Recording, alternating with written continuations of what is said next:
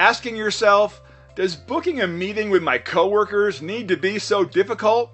Well, it doesn't have to be, thanks to Microsoft and FindTime for Microsoft Outlook. Hi everyone, my name's Mike and I'm back with another time-saving, efficiency-gaining, and productivity-generating tech tip. It wasn't all that long ago, a number of my team members were trying to organize a 60-minute meeting to review some performance metrics. Well, the back and forth trying to get the meeting arranged ended up taking more time than the actual meeting itself. There had to be a better way. Well, there is. FindTime for Microsoft Outlook. So how does FindTime work? FindTime shows what days and times work the best for you and the attendees when available using free or busy data.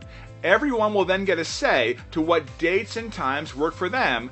When everyone has selected a date and time, a meeting invite is generated. Simple enough. To get started with FindTime, go to findtime.microsoft.com and click the Install button.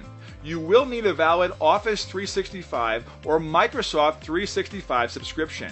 When done, restart Outlook and presto, FindTime is installed.